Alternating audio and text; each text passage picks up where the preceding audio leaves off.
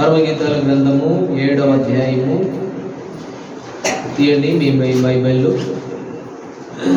ఉన్న వారందరూ తీసి పరమగీతాల గ్రంథం 7వ అధ్యాయము 8వ వచనంలో చివరి భాగాన్ని మాత్రమే చదువుకుంటాం. చివరి భాగమును మాత్రం, లేదా వచనం అంతైనా పర్వాలేదు, వచనమే కదా, అంత కలిసి చదువుకుంటాం. 8వ వచనం అందరూ కలిసి చదువుతాం. తాళ్ళ వృక్షము నెక్కుదననుకొంటిని, దాని శాఖలను పట్టుకుందననుకొంటిని, నీ కుశములు ద్రాక్షాగరల వలె ఉన్నవి, నీ శ్వాస వాసన జల్దరు ఫల సువాసన వలె ఉన్నది. నీ శ్వాస వాసన జల్దరు ఫల సువాసన వలె ఉన్నది. దేవుడు ఈ వాక్యమును మన కొరకు ఆశీర్వదించును గాక. చాలా దినాల నుంచి జల్దరు వృక్షమును గురించి మనం చూస్తూ ఉన్నాం. జల్దరు వృక్షము ప్రభువైన యేసుక్రీస్తు వారికి సాదృశ్యం. ఈ జల్దరు వృక్షము క్రింద చక్కటి నీడ ఉంది. ఆ జల్దరు వృక్షము నీడలో మరి ఆ సోలమతి కూర్చుంది. 2వ అధ్యాయంలో జల్దరు వృక్షము పండ్లు ఆదరించేవిగా కూడా మనం చూస్తూ ఉన్నాం. అవి ఆదరించేవి జల్దరు పండ్లు. ఇలాగ ఎన్నో వారాలు గతంలో మనము జల్దరు వృక్షముల గురించి మనం చూస్తూ ఉన్నాము. అయితే 7వ అధ్యాయము 8వ వచనం చివరి భాగంలో నీ శ్వాస వాసన జల్దరు ఫల సువాసన వలె ఉన్నది. కాబట్టి జల్దరు పండ్లు అవి గత వారంలో ఏం చూసామో తెలుసా? బంగారము వంటివి. సామెతలు 26లో సమయోచితంగా పలుకబడిన మాట, వెండి పల్లెములో నుంచబడిన బంగారు పండ్ల వంటిది. బంగారు పండ్లు జల్దరు పండ్లు, అవి ఇంగ్లీష్ బైబిల్.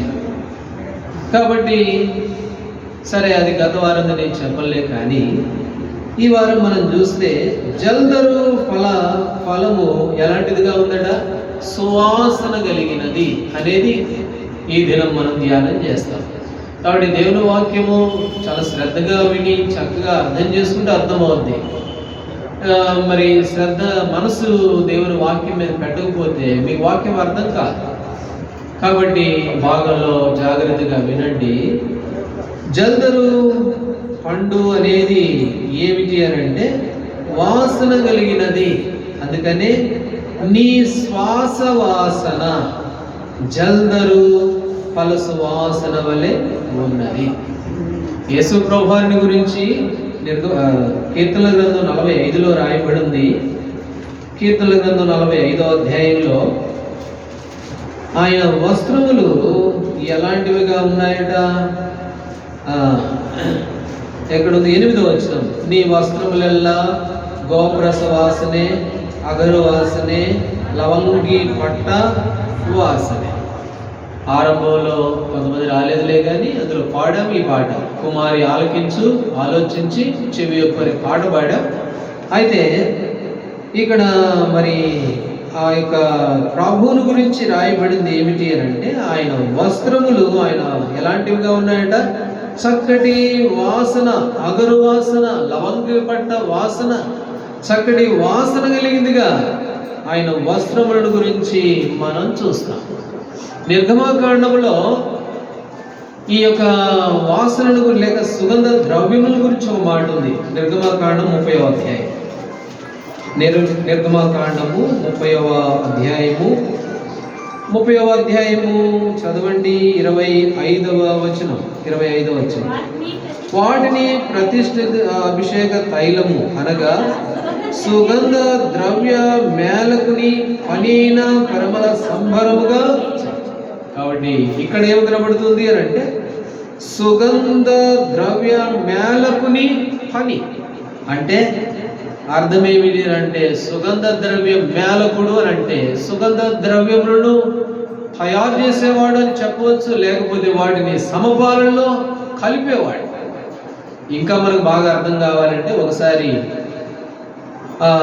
మా అమ్మ అన్నది, నువ్వు కనిగిరి వెళ్తూ ఉంటావు, అక్కడ నుండి వస్తూ ఉంటావు కదా.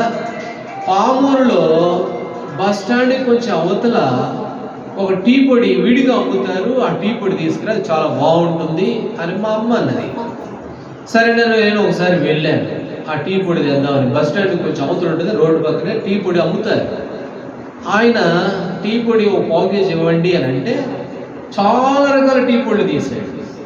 అందులో కొంచెం అన్నీ వేసి సమభాగాలు వేసి చక్కగా కలిపి అవి ఇచ్చాడు. అది బాగా రుచి. అప్పుడు నేను ఈ వాక్యం చదివేటప్పుడు సుగంధ ద్రవ్య మేలకుని పని అని అనగానే అప్పుడు నాకు వెంటనే ఆయన గుర్తుకు వచ్చాడు. కలిపేవాడు మేలకుడు అని అంటే సుగంధ ద్రవ్యములు సమపాలలో కలిపేవాడు మేలకుడు. అయితే ఇప్పుడు ఈ జల్దరు పండు ఎలాంటిదిగా ఉంది? సువాసన కలిగిందిగా చూస్తాము. ఈ సువాసన లేక సుగంధ ద్రవ్య మేలకుడు అంటే పని ఎవరు అని అంటే అది మన ప్రభు అయిన యేసుక్రీస్తు. అది ఎక్కడ జరిగింది అని అంటే ఇప్పుడు ఇందులో చదువుకున్న మాటలో ఏమనుంది? నీ శ్వాస వాసన. ఆదికాండం 2వ అధ్యాయము 7వ వచనం. నేల మంటితో నరుని నిర్మించి వాని నాసిక రంధ్రములో దేవుడు ఏం చేశాడు? జీవవాయువును ఊదాడు, ఆయన శ్వాసను ఊదాడు. ఇప్పుడు ఆయన శ్వాసను ఊదగానే మానవుని యొక్క జీవితంలో, మానవుని యొక్క శరీరంలో ఎవరి శ్వాస ఉంది అని అంటే దేవుని శ్వాస ఉంది. అయితే పరమగీతాల గ్రంథంలో ఏమని రాయబడి ఉంది అని అంటే నీ శ్వాస వాసన అనేది మనం చూస్తాం. అది నిర్గమకాండం 30వ అధ్యాయంలో ఏమని రాయబడింది? సుగంధ ద్రవ్య మేలకుని పని. ఇప్పుడు ప్రభువారు మనకి ఎలాంటి వాడుగా కనబడుతున్నాడు అని అంటే ఆయన ఒక చక్కని పనివాడు అనేది మనం జ్ఞాపకం చేసుకోవచ్చు. యోబు గ్రంథం 33లో ఒక మాట ఉంది, చదవండి. యోబు గ్రంథం 33వ అధ్యాయము 4వ వచనం. 33:4. దేవుని ఆత్మ నన్ను సృజించెను, సర్వశక్తుని యొక్క శ్వాసము నాకు జీవమునిచ్చెను. సర్వశక్తుని యొక్క శ్వాసము మానవులందరికీ ఏమిచ్చిందంట? జీవమునిచ్చింది. అవును, ఆదికాండం 2:7లో ఆ మాట రాయబడింది. నేల మట్టితో నరుని నిర్మించి వారి నాసికరంధ్రములో జీవవాయువును ఊదాడు. ఇప్పుడు ప్రభువారు ఎవరు అంటే సుగంధ ద్రవ్య మేలకుడు అనగా ఆ కలిపేవాడుగా. ఇంకా మనకు తేడాగా అర్థం కావడం కొరకు యెషయా గ్రంథానికి రండి. యెషయా గ్రంథం 64వ అధ్యాయం. ఇంకా ప్రభువుని గురించి మనం తేటగా అర్థం చేసుకోవడం కొరకు యెషయా గ్రంథం 64వ అధ్యాయము 8వ వచనం. యెహోవా, నీవే మాకు తండ్రివి, మేము జిగటమన్ను, నీవు మాకు కుమ్మరి వంటి వాడవు, మేమందరము నీ చేతి పని అయి ఉన్నాం. కాబట్టి చక్కగా త్వరగా తీయగలిగిన వాళ్ళైతే బైబిల్ తీయండి, లేకపోతే మిగిలిన వారు జాగ్రత్తగా వినండి. ఎందుకంటే బైబిల్ తీస్తామంటే మీరు ఇవన్నీ అర్థం చేసుకోలేదు, మన వ్యాసత నేను చెప్తాను. ఇప్పుడు నిర్గమకాండం 30వ అధ్యాయంలో సుగంధ ద్రవ్య మేలకుడు అని రాయబడింది, అంటే కలిపేవాడుగా ఉంది. ఆ కలిపేవాడు ఎవరు అంటే యేసు ప్రభువు దేవుడు మట్టిని తీసుకున్నాడు, మనిషిని చేశాడు, ఆ పనంత చేశాడు. యెషయా గ్రంథం 64లో రాయబడిన మాట, మేము నీ చేతి పని అయ్యాను. ఇప్పుడు ఆ సుగంధ ద్రవ్య మేలకుడు ఎవరు అంటే ప్రభువైన యేసుక్రీస్తు. యోబు గ్రంథంలో ఆయన అన్నాడుగా, యెహోవా ఆత్మ నన్ను సృజించును, నీ శ్వాసము నాకు జీవమునిచ్చింది. పరమగీతాల గ్రంథంలో నీ శ్వాస వాసన అది ఎలాంటిదిగా ఉందట? జల్దరు ఫల సువాసన వలె. కాబట్టి ఆ జల్దరు పండు ప్రభువైన యేసుక్రీస్తు వారు చక్కటి వాసన కలిగిన వాడు. అయితే ఇప్పుడు ఆ శ్వాస, ఆ వాసన ఇప్పుడు ఎవరిలోకి వచ్చిందంటే మనలోకి వచ్చింది. మనం ఎలాంటి వారము? ఒక అక్క అన్నది, ఆ అక్కకి తమ్ముడు అంటే భలే ప్రేమ. ప్రభు దగ్గరికి వచ్చి యోహాను సువార్త 11వ అధ్యాయంలో, ప్రభువా వద్దయ్యా, వాడు నా తమ్ముడే, నాకు తెలుసు, వాడు నా తోబుట్టు, నాతో పాటు కలిసి పెరుగు, నాకు దుఃఖం ఉంది, వేదన ఉంది, కాదనట్లేదు. ఇప్పుడు కనుక సమాధి తీస్తే ఏమొస్తుంది? వాడు చచ్చి 4 రోజులైంది, వాసన పడతాడు. వద్దు, ఎఫెసీ 2:1 ఏమని రాయబడింది? మీరు మీ అపరాధముల చేతను పాపముల చేతను మీరు చచ్చిన వారే అండి. కాబట్టి చచ్చిన వారి దగ్గర ఏమొస్తుందంటే వాసన వస్తుంది. ఏం వాసన అది? 38వ అధ్యాయ కీర్తనల గ్రంథంలో నా మూర్ఖత వల్ల కలిగిన గాయములు దుర్వాసన గలవై. కాబట్టి మానవుని దగ్గర ఇప్పుడు ఏముంది అనంటే దుర్వాసన ఉంది. ఒకప్పుడు ఏముండాలి అనంటే పరిమళ వాసన రావాలి. ఎందుకనంటే ఆయన సుగంధ ద్రవ్య మేళకుడు, ఆయన శ్వాస ఊదాడు మనలోనికి. మనము ఆయన జలధర పండ్ల వాసన రావాలి మనలో. అయితే ఇప్పుడు ఏ వాసన వస్తుంది? చచ్చిన వాసన వస్తుంది. ఏం కారణం అనంటే అపవాది ద్వారా అపవాది మాటలు విని వారి అనుచరులుగా మారిపోయి లోకములో దేవుని ఆజ్ఞను వ్యతిరేకించి ఆజ్ఞ అతిక్రమమే పాపం. ఆ పాపం ద్వారా ఆ అపరాధముల ద్వారా ఎఫెసీ 2:1 ప్రకారం ఏమైపోయాట? మనం చచ్చిన వారంగా ఉన్నాం. చచ్చిన వారి దగ్గర ఏమొస్తుంది? దుర్వాసన వస్తుంది. అయితే ఎఫెసీ 5:2లో ఒక మాట చదవండి. ఎఫెసీలకు రాసిన పత్రిక 5వ అధ్యాయం 2వ వచనం. క్రీస్తు మిమ్మల్ని ప్రేమించి పరిమళ వాసనగా ఉండుటకు మన కొరకు తనను తాను పరిమళ వాసనగా దేవుడు మనల్ని చేశాడు. పౌలు అపోస్తలులు 2 కొరింథీ 2:15 అన్నారు, మేము క్రీస్తు సువాసన అయి ఉన్నాము అని అన్నారు. నిజమే, మనమంతా దేవుని పరిమళ వాసన జలధర శ్వాస వాసన కలిగిన వారమేలే. కానీ ఆజ్ఞ అతిక్రమం ద్వారా పాపం చేసి మరణ వాసన తెచ్చుకుంటే తిరిగి ప్రభువారు మనల్ని ఏం చేశాడు? పరిమళ వాసనగా దేవుడు మనల్ని చేశాడు అనేది మనం చూస్తాం. కాబట్టి పరమగీతాల గ్రంథం 7వ అధ్యాయం 8వ వచనం చివరి భాగంలో నీ శ్వాస వాసన జలధర్పల సువాసన వలె. కాబట్టి ఈ దినం మనం పరీక్షించుకోవాల్సింది ఏమిటి అంటే దేవుడు మనల్ని పరిమళ వాసనగా చేశాడు. 2వ కొరింథీలకు రాసిన పత్రికలో కూడా చదవండి అన్నమాట. 2వ అధ్యాయం 15 వచనం. 2వ కొరింథీ 2వ అధ్యాయము 15 వచనం.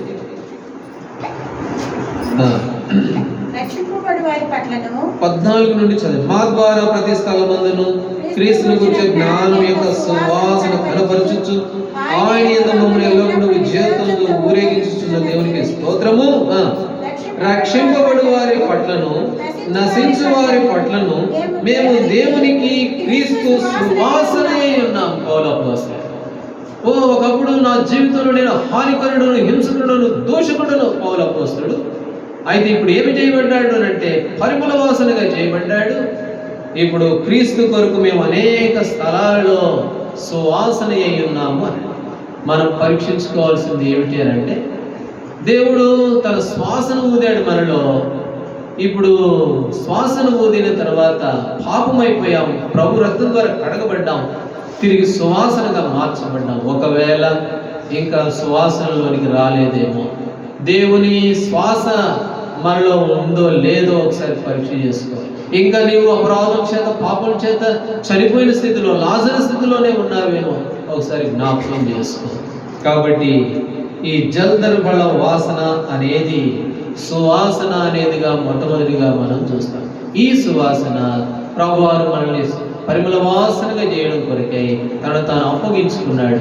ఇంకా ఒకవేళ దుర్వాసనలోని కనుక ఉంటే ప్రభు దగ్గరికి నేడే రా, యేసు ప్రభు దగ్గరికి రా. నిజమే ప్రభు, నేను అపరాధముల చేత పాపముల చేత ఆజ్ఞ అతిక్రమణల చేత మీకు లోబడని కారణం చేత నేను ఇంకా దుర్వాసనలోనే ఉన్నాను, నన్ను క్షమించారంటే ప్రభు క్షమించి ఆయన రక్తం ద్వారా మరలా మనం పరిమళ వాసనగా చేయుటకు ఆయన శక్తి కలిగిన దేవుడు. అంతేకాదు ఆయన సుగంధ ద్రవ్య మేళకుడు. ఆయన కలిపేవాడు ఏది ఎంత చేయాలనో ఏది ఎంతలకు చేయాలనో ఆయన బాగా తెలుసు. కాబట్టి ఆయన మేళకుడు, ఆయన చేతి పని మనము అని. కాబట్టి అలా మనం ఉన్నామలే మనం ఒకసారి పరీక్ష చేసుకోవాల్సిన వారంగా. సరే, ఇప్పుడు మరొక మాట మనం చూస్తాం. ఇప్పుడు పరిమళ వాసనగా చేయబడ్డాం కదా, మనమంతా క్రీస్తు సువాసన ఉన్నాం కదా.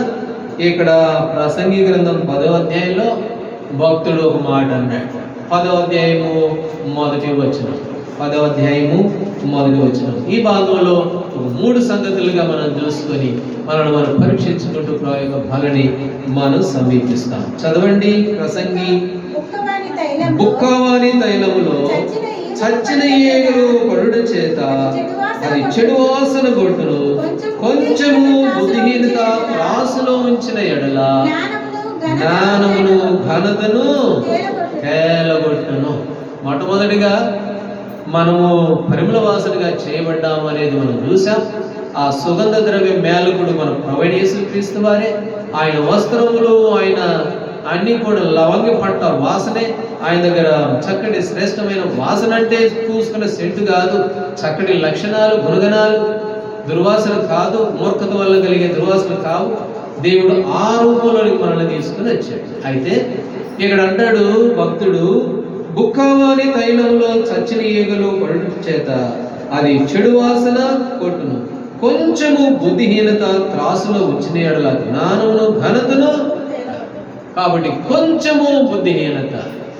ఇప్పుడు బుక్కవాని తైలంలో అంటే సెంటమ్మేవాడి తైలంలో, సెంటమ్మేవాడు లేకపోతే ఆ బుక్కవాడు, అతని దగ్గర మంచి వాసన కలిగిన సెంట్లు ఉన్నాయి, మంచి వాసన కలిగిన పరిమళ ద్రవ్యాలు ఉన్నాయి. ఇప్పుడు ఆ ద్రవ్యములో ఏం పడ్డదట? చచ్చిన ఈగలు పడ్డాయి.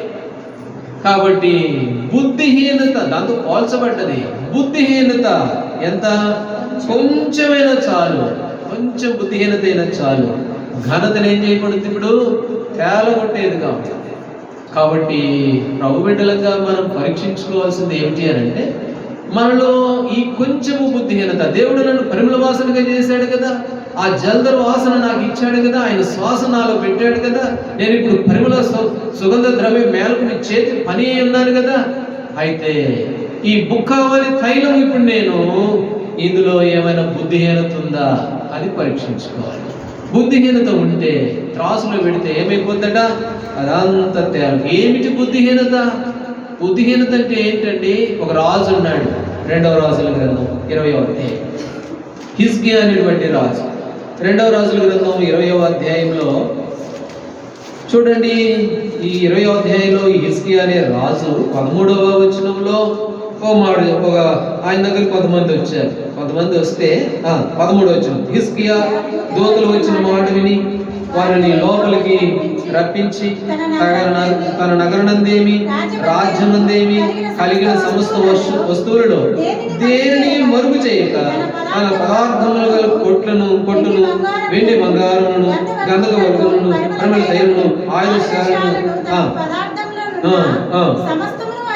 చూపించి, ఆ తర్వాత 15వ వచనంలో దైవజనుడు వచ్చి అడిగాడు, నీ ఇంటిలో వారు ఏం చూశారు? వాడు అడుగుగా, హిజ్కియా నా పదార్థంలో దేనిని మరుగు చేయాల. కాబట్టి దేన్ని నేను మరుగు చేయాల. వచ్చారు వేరే వాళ్ళు వస్తే దేవుడు ఆశీర్వదించాడు హిజ్కియాను. దేవుడు ఘనపరిచాడు, హెచ్చించాడు, చక్కటి అందం ఇచ్చాడు, ఐశ్వర్యం ఇచ్చాడు, డబ్బు ఇచ్చాడు, కుటుంబం ఇచ్చాడు, కావలసినంతా ఇచ్చాడు. అయితే వారు వచ్చినప్పుడు ఏం చేశాడు? ఆ ఇంట్లో దేన్ని కూడా మరుగు చేయలేదంట, అంతా చూపించేశాడు. చూడు, నా గొప్పతనం చూడండి, నా శక్తి చూడండి, నా సామర్థ్యం చూడండి, నేను ఇదంతా నాది అన్నట్లుగా అంతా కూడా వారికి చూపించాడు. దైవజనుడు వచ్చాడు, ఏంటయ్యా నువ్వు చేసిన పని అంటే, వాళ్ళు వచ్చి నీ ఇంట్లో ఏం చూశారంటే, నేను దేన్ని దాచిపెట్టలేదండి, అంత చూపించా. ఇదిగో ఇది కట్టాను, ఇది చూశాను, ఇది ఈ బంగారం ఉంది, ఇది ఉంది, అది ఉంది, ఇది అన్నీ చూపించాను. కాబట్టి హిజ్కియా జీవితంలో గర్వము అనేది మనం చూస్తాం. 2వ దినవృత్తాంతంలో ఆ మాట ఉంది. రండి, 2వ దినవృత్తాంతంలో 32:25 వచ్చారు. 2వ దినవృత్తాంతంలో 32వ అధ్యాయము 25వ వచనం. అయితే హిజ్కియా మనసున గర్వించి, చాలండి, మనసున హిజ్కియా ఏం చేశాడు? గర్వించి గర్వపడ్డాడు. నాకేమి. కాబట్టి బుక్కవాని తైలములో చచ్చిన ఈగలు పడడం ద్వారా బుద్ధిహీనత ఏంటి? కొంచెం బుద్ధిహీనతే రాజ్యంతో పోగొట్టుకోవాల్సి వచ్చింది. కాబట్టి హృదయంలో హిజ్కియాకి ఏముందంటే గర్వం ఉంది. అందుకని హోషేయ గ్రంథంలో ఒక మాట చదువుతాం. రండి, 13వ అధ్యాయం 6వ వచనం. హోషేయ గ్రంథం 13వ అధ్యాయము 6వ వచనం చదవండి తీసుకున్నారు.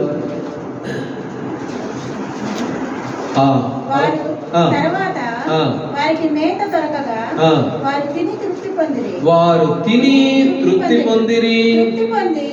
పొంది గర్వించి నన్ను మరచిరి. కాబట్టి దేవుడు ఇచ్చాడు, సమృద్ధిని ఇచ్చాడు, ఆయుష్ ఇచ్చాడు, ఆరోగ్యం ఇచ్చాడు, మంచి ఉద్యోగం ఇచ్చాడు, అన్నీ ఇచ్చాడు. అయితే వారు తిని వారు ఏం చేశారంట? తృప్తి పొంది నన్ను మరచిరి. ఇది బుద్ధిహీనత. కాబట్టి చాలాసార్లు మర్చిపోతా ఉంటాం దేవుడు చేసిన మేలును బట్టి, దేవుడు చేసిన ఉపకారములను బట్టి. హిజ్కియా వలె గర్వము ద్వారా, హృదయ గర్వము. కాబట్టి బుద్ధిహీనత కొంచెమే. ఈ తైలం ఏం చేస్తుందంట? ఆ కొంచెం బుద్ధిహీనత పాడు చేసేదిగా ఉంది. సామెతల 6లో దేవునికి అసహ్యమైన కొన్ని ఉన్నాయి. దేవునికి అసహ్యమైన కొన్ని ఉన్నాయి, 6-7 వచనాలు. అందులో ఒకటి అహంకార దృష్టి అనేది చూస్తాం. కాబట్టి దేవునికి అసహ్యమైంది అది. కాబట్టి హృదయ గర్వం, లోపల గర్వం. నాకేంటి, నా కుటుంబం ఉంది, నాకు మంచి ఆరోగ్యం ఉంది, నాకు మంచి ఐశ్వర్యం ఉంది, నాకు అది ఉంది, ఇది ఉంది, కాబట్టి నాకేం పర్వాలేదు నేను హృదయం గర్విస్తే ఏమవుద్ది అంటే ఆ బుద్ధిహీనత త్రాసులో పెడితే నీ ఘనతంతా కూడా తేలిపోతుంది.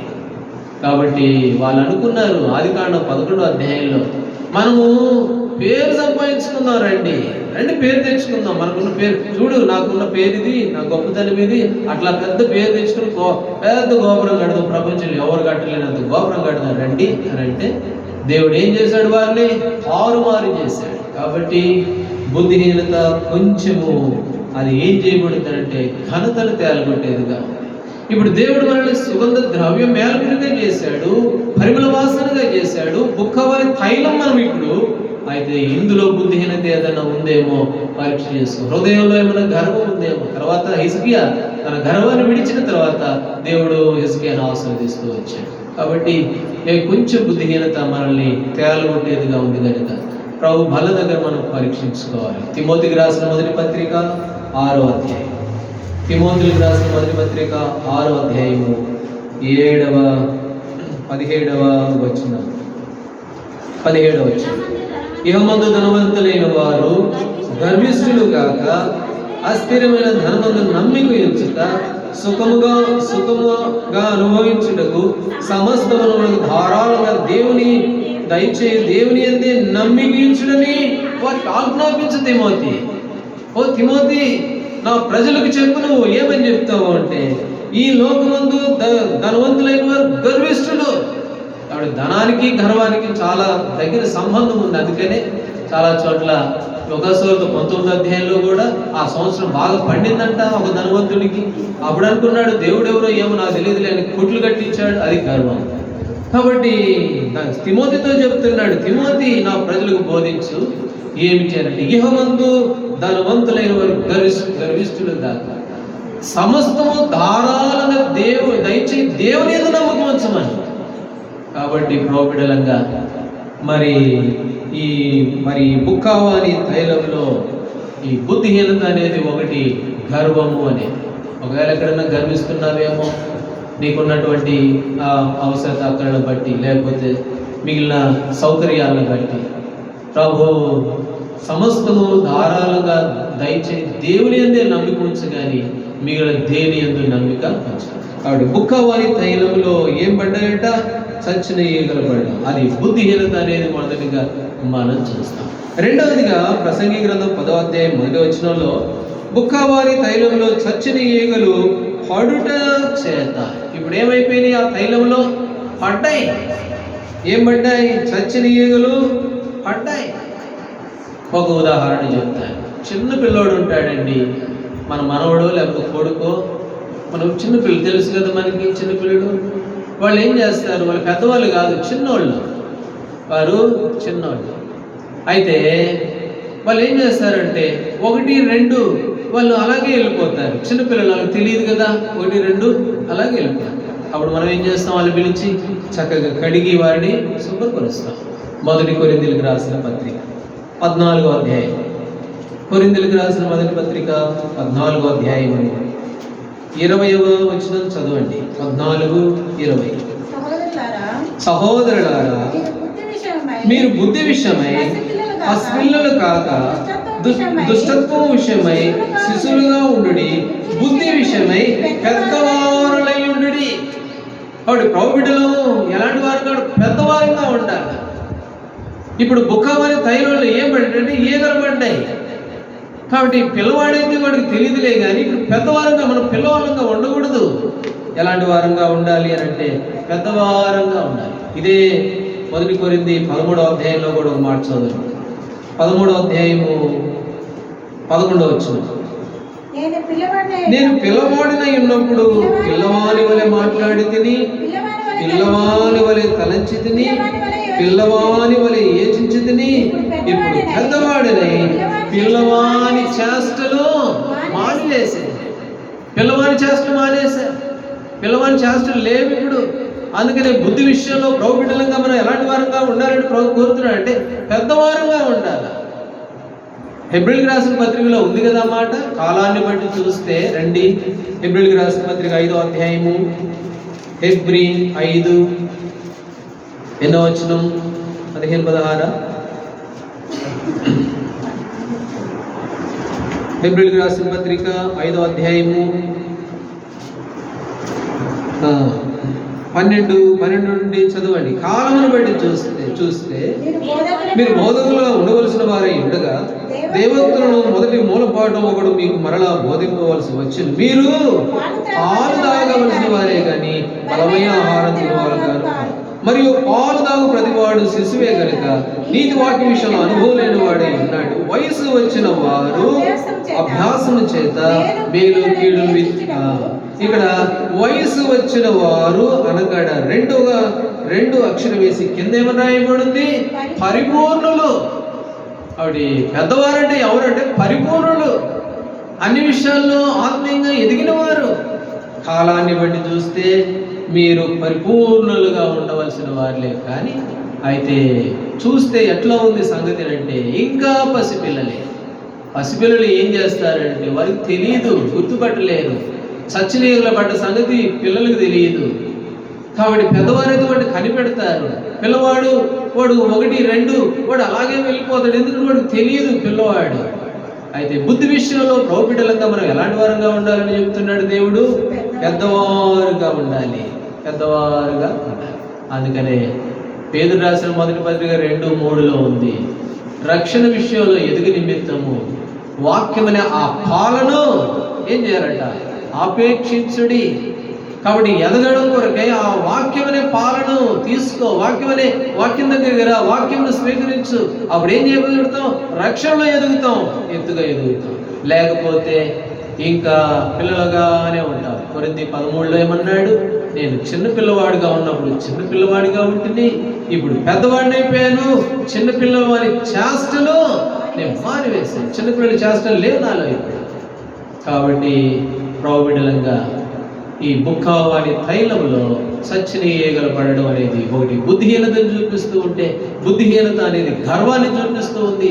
ఏ విషయంలో గర్వపడుతున్నావో, గర్వం అనేది దేవుడికి అసహ్యమైన కార్యం. గర్విష్ఠులంతా అణచివేయబడుతున్న పాట కూడా ఉంది కదా. ఏం పాట చెప్పండి? నేను మొట్టమొదటి ప్రభుత్వం సండే స్కూల్ కాదు, ప్రభుని తెలుసుకున్నప్పుడు నేర్చుకున్న పాట. ఏం పాట అంటే, గర్విష్ఠుల యొక్క గర్వము ననచును, గర్విష్ఠుల యొక్క గర్వము ననచును, సర్వము నెరిగిన సర్వాధికారి. కాబట్టి ప్రభుకి ఇష్టం ఉండదు గర్విష్ఠులు అంటే. అది బుద్ధిహీనత అనేది చూస్తాం. మొట్టమొదటిగా దేవుడు మనల్ని పరిమళ వాసనగా చేశాడు. స్వహస్తాలతో నిర్మించుకున్నాడు. చెయ్యి, కాలు అన్ని కూడా అమర్చాడు. సుగంధ ద్రవ్య మేలు కూడా ఆయన పని చేశాడు. మనల్ని పని చేసి ఆ జల్దరు వాసన మనలో పూదాడు, పరిమళ వాసనగా చేశాడు. చనిపోయిన వాసన తీసివేశాడు, దుర్మార్గం తీసివేశాడు, కడిగాడు, పవిత్రపరిచాడు. అందుకొరకే కల్వరి శిలువలో వాడిపోయాడు. ఆరాధన వర్తమానంలో చూశాడు. ఆయన వాడిపోయాడు, మరణమంతుగా తగ్గించుకున్నాడు, నలిగిపోయాడు, వేదన పడ్డాడు, చెమట కారుతుంటే ఆ చెమట కూడా రక్తం వచ్చినట్లుగా. ఒకడు బల్లి తీసుకొని పక్కన పడిస్తే నీళ్లు కారుతూ వచ్చినాయి, రక్తం కారులా.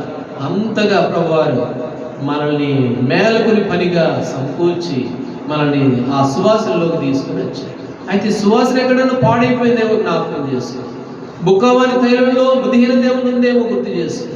ఎక్కడైనా గర్విస్తున్నావేమో, ఏ విషయంలో గర్వపడుతున్నావేమో, గర్విష్ఠులైన అనిచ్చే దేవుడు అది జ్ఞాపకం చేసుకో. గర్వించారు వాళ్ళు, శిఖరం కట్టుకున్నారు. రండి, హిజ్కియా గర్వించాడు, ఇదంతా నేను చేశా, ఇదంతా మాది. గర్వించారు. గర్వాన్ని అనిచేతు దేవుడు, నష్టపోయారు. అందుకని రెండవదిగా మరి బుక్కవాని తైలంలో ఈగలు పడ్డాయి. ఆ సంగతి ఇంకా నువ్వు కనిపెట్టలేకపోతే ఎట్లా? పిల్లవాళ్ళగా అయితే కనిపెట్టలేరు, కానీ ఇప్పుడు మనం పిల్లవాళ్ళుగా ఉండడానికి లేదు. కాలాన్ని బట్టి చూస్తే అంత బోధకులే. ఇప్పుడు ఎలాంటి వారుగా ఉన్నారు? ఇంకా పిల్లవాళ్ళగా, పిల్లవాని చేష్టలు, పిల్లవాని తలంపులు, పిల్లవాని క్రియలు. కాబట్టి ఇది రెండవదిగా ఎలాంటి వారంగా ఉన్నామో మనం పరీక్షించుకోవాల్సిన వారంగా ఉన్నాం. ఆమోసు గ్రంథం 6వ అధ్యాయంలో ఈ మాట ముగించక ముందు ఈ భాగాన్ని కూడా మనం చదువుకుందాం. రండి. మొదటి వచనం, ఆమోసు గ్రంథం 6వ అధ్యాయము మొదటి వచనం. ఎవరికి శ్రమ? ఎవరికి శ్రమ అంట చెప్పండి. సియోనులో నిర్విచారంగా ఉన్న వారికి శ్రమ, నిశ్చింతంగా నివసించు వారికి శ్రమ. కాబట్టి ఎవరికి శ్రమ అంటే నిర్విచారంగా నిశ్చింతంగా ఉండేవారికి శ్రమ. అంటే అర్థం ఏంటి? నిర్విచారం అంటే అర్థం ఏంటి? పట్టి పట్టినట్టు, వచ్చి రానట్టు, ఉండి ఉండనట్టు. కాబట్టి అట్లాంటి వారికి శ్రమ. దేవుని బిడ్డలు దేవుని మందిరంలో పట్టి పట్టినట్టుగా ఉన్నావేమో, నిర్విచారంగా ఉన్నావేమో, ఇంకా పిల్లవాళ్ళలాగే ఉన్న ఏదో వస్తున్నా పోతున్నారు అన్నట్టుగా ఉన్నావేమో. కాబట్టి బుక్కవాని తైలము నువ్వు, అందులో బుద్ధిహీనదేమని ఉందేమో జ్ఞాపకం చేస్తున్నావు. ఇది రెండవదిగా ప్రభుబిడ్డలంగా మనం పరీక్షించుకుందాం. మూడో విషయానికి వెళ్తే ప్రసంగి గ్రంథము 10వ అధ్యాయము మొదటి వచనం చదవండి. బుక్కవాని తైలములో చచ్చిన ఈగలు పరుడ చేత అది చెడు వాసన కొట్టును, కొంచెము బుద్ధిహీనత త్రాసులో ఉంచిన ఎడల జ్ఞానమును ఘనతను ఏలగొట్టును. ఇప్పుడు బుక్కవాని తైలంలో ఏం పడ్డాయంట? చచ్చిన ఈగలు పడ్డాయి అనుకుంటున్నాము. మనము ఇంకా పడలేదులే అనుకుంటున్నాము. నా ఈ తైలంలో నేను తైలంగా ఉన్నాను కాబట్టి ఇందులో ఇంకా ఈగలు పడలేదులే, చెడు వాసన రావట్లేదులే అనుకుంటున్నామేమో. అయితే దేవుని వాక్యంలో రాయలేదు చచ్చిన ఈగలు పడ్డాయి. అది గుర్తుపట్టట్లే ఈనాడు చాలా మంది అనుకుంటున్నారు ఒకని ఎదుట సరైనదిగా కనబడు మార్గము గలదు. సామెతలు 14లో తుదికది ఎక్కడికి తీసుకొని పోద్ది? నరకానికి తీసుకొని పోయేదిగా ఉంది. వాని ఎదుట వానికి ఎక్కడ కనబడుతుంది? ఆ మార్గం సరైనదిగానే కనబడుతూ ఉంది. బుక్కవాని తైలంలో ఈగలు పడ్డాయి. అయితే ఆ సంగతి ఏం చేస్తున్నారు చాలా మంది? గుర్తుపట్టట్ల. ఈగలు పడిన సంగతి కూడా వాళ్ళకి ఇంకా తెలియట్ల. కాబట్టి ఈగలు పడి చెడు వాసన వస్తున్న సంగతి వారు గుర్తించట్ల. ఎట్లా గుర్తుపట్టగలవు? ఎలాగో తెలుసుకోగలవు ఈగలు పడ్డ సంగతి? రండి. కీర్తనల గ్రంథం 119వ అధ్యాయం. కీర్తనల గ్రంథం 119వ అధ్యాయము 104, 105. సరే, ముందు 104 వచ్చిన చదువు. 104 వచ్చిన. నీ ఉపదేశము వలన నాకు వివేకము కలిగెను, తప్పు మార్గములన్నీ నాకు అసహ్యము. కాబట్టి ఈగలు ఎట్ట కనిపెడతావు? ఈ తైలంలో ఈగలు పడ్డాయా లేదన్న సంగతి ఎట్ట గుర్తుపడతావు అని అంటే నీ ఉపదేశము వలన. 105లో ఏమని రాయబడింది? నీ వాక్యము నా పాదములకు. ఆ లైట్ వేసుకుంటే తెలుస్తుంది. ఈ వాక్యం అనే లైటు ఈ తైలంలో కనుక వేస్తే, లోపల వేసుకుంటే కనపడితే ఈగలు ఉన్నాయా ఇంకా లేవా అనేది. కాబట్టి అది ఎట్లా తెలుస్తుంది అని అంటే నీ ఉపదేశము వలన. సామెతల గ్రంథం 6వ అధ్యాయం, సామెతల గ్రంథం 6వ అధ్యాయం 23 వచ్చింది. 6:23. 6వ అధ్యాయం. ఆజ్ఞ దీపముగాను ఉపదేశము వెలుగుగాను ఉండును, శిక్షార్థమైన గద్దింపులు జీవమార్గములు. ఆజ్ఞ ఎట్లాంటిదట? దీపము, ఉపదేశము వెలుగు. కాబట్టి ఆజ్ఞ దీపంలాగా ఉంటుంది, ఉపదేశము వెలుగుగా ఉంటుంది. శిక్షార్థమైన గద్దింపు ఏంటిదట? జీవమార్గం. నిన్న మేము ఉపవాస కోడికి వెళ్ళి వచ్చేటప్పుడు భక్సింగ్ గారు సాక్ష్యం పెట్టుకున్నాం. పోయేటప్పుడు అదే, వచ్చేటప్పుడు కూడా కొంతసేపు విన్నాం. అందులో తిమోతి గారు చెబుతున్నాడు. తిమోతి గారు ఏమని చెబుతున్నాడు తెలుసా? దైవజనుడు భక్సింగ్ గారి ద్వారా మరి మేము కొట్టించుకున్నాం. ఆయన పిడుగుతులు గుద్దాడు, చెవి పిండాడు, కొట్టాడు, ఆ జుట్టు పట్టుకున్నాడు, వచ్చాడు. ఏదైనా పొరపాట్లు చేస్తే ప్రేమతో, కక్షతో కాదు, ఇలాంటి మేము కొట్టించుకున్నాం. ఇప్పుడు ఎవరు అను చూద్దాం అని అంటాడు ఆయన, తిమోతి గారు. ఇప్పుడు ఏదైనా అంటే నీ మీద కేసు పెడతాం, మేము ఏమన్నా అన్నాం అనుకో కేసు పెడతాం. శిక్షార్థమైన గద్దింపు ఏంటిదట? జీవ మార్గం. దైవ సేవకుల గద్దింపు తైలాభిషేకం లాంటిది. దేవుని వాక్యం ద్వారా గద్దింపు మనకేదో మేలు.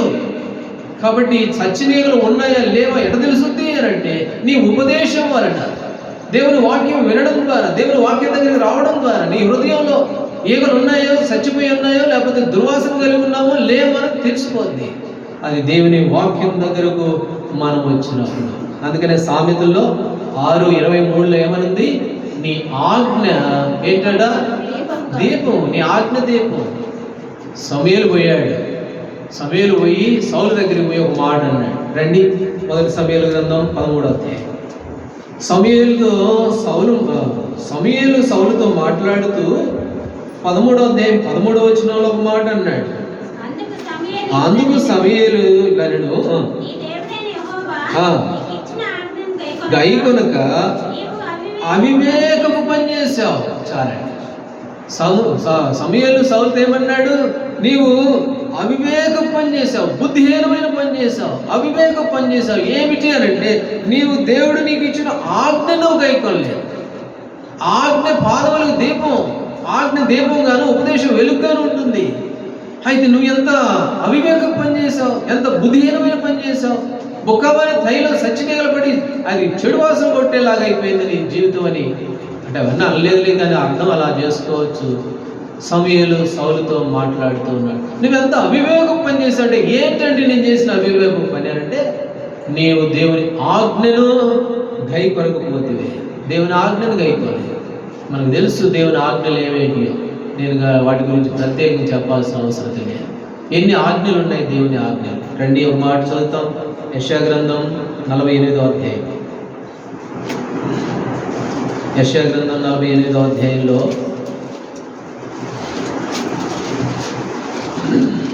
18వ వచనం. 48:18. నీవు నా ఆజ్ఞలను ఆలకింపవలనని నేనెంతో కోరుచున్నాను. ఆలకించిన ఎడల నీ క్షేమము నది వలె, నీ నీతి సముద్ర తరంగం. కాబట్టి ప్రభు కోరుకుంటున్నాడు ఏంటంటే నీవు నా ఆజ్ఞలు అనుసరించి నడుచుకోవాలని నేను ఎంతో ఆశపడుతున్నాను. అలాగే నువ్వు ఆజ్ఞల ప్రకారం నడుచుకుంటే ఆ ఆజ్ఞ నీ పాదాలకు దీపంగా ఉంటుంది. ఆ దీపమే కనుక ఉంటే చచ్చినీగలు కనబడతాయి. చచ్చినీగలుగా కనుక లేకుండా చేసుకున్నావంటే నువ్వు బొక్కవని తైలంగా పరిమళ వాసనగా ఉంటావు. జల్దరు వాసన ఆయన ఇచ్చాడు మనకి. నీ శ్వాస జల్దరు ఫల సువాసన వలె ఉన్నది అని అన్నట్లుగా ఆ సువాసన కాపాడుకోవాల్సిన బాధ్యత మన మీద ఉంది. సౌలుతో అన్నాడు, ఓ నువ్వెంత బుద్ధిహీనమైన పని చేశావు. ఏంటండి నేను చేసిన బుద్ధిహీనమైన పని అంటే అవివేకం పని చేశాను. నువ్వేంటంటే ఏం చేశానంటే దేవుని ఆజ్ఞను గైకొనలేకపోయావు.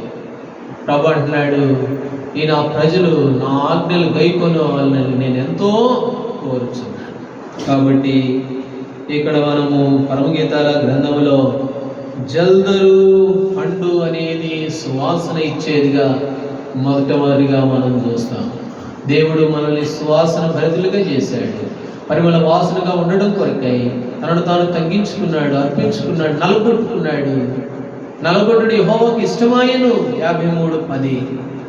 ఇప్పుడు మనం ఆయన ఎలాంటి ఆయన లవంగి పట్టి వాసన, గోప్రస వాసన, అగరు వాసనే ఆయన శరీరం, ఆయన వస్త్రములు. ఆ వాసన మనకిచ్చాడు.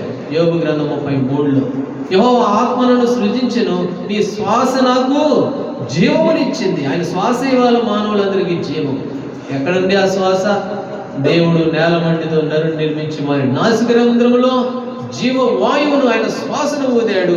ఆ వాసన ద్వారానే వాళ్ళంతా మనం పరిమళ వాసనగా చేయబడ్డాం. అయితే మధ్యలో పోగొట్టుకున్నాంలే, లాజరు వలె మరణ వాసన తెచ్చుకున్నాం. కానీ ప్రభు ప్రేమించి తిరిగి లేచడం ద్వారా మనల్ని పరిమళ వాసనగా చేసుకున్నాడు. ఈ పరిమళ వాసన ఎక్కడన్నా మరి ఈగలు పడి దుర్వాసన కొడుతుందేమో మనం పరీక్షించుకోవాలి. అందుకొరకు 3 సంగతులు మనం చూసాం. కాబట్టి చచ్చిన ఈగలు, బుక్కవాని తైలము, అది బుద్ధిహీనత అనేది. బుద్ధిహీనత అంటే గర్వం. కాబట్టి హృదయ గర్వాన్ని విడిచాడు హిజ్కియా, మరలా తిరిగి ఆశీర్వదించబడ్డాడు. గర్వం ఉంటే అంతా కోల్పోయాడు. ఒకవేళ గర్విస్తే ఏ విషయంలో అంటున్నా ఘనపెడితే తారుమారు చేస్తాడు దేవుడు. ఆదికాండం 11వ అధ్యాయం ప్రకారం. రెండవదిగా బుక్కవాని తైలంలో ఈగలు పడ్డాయి, అయితే పిల్లలైతే కనుక్కోలేరు ఆ సంగతి. పిల్లోడికి ఏం తెలుసు?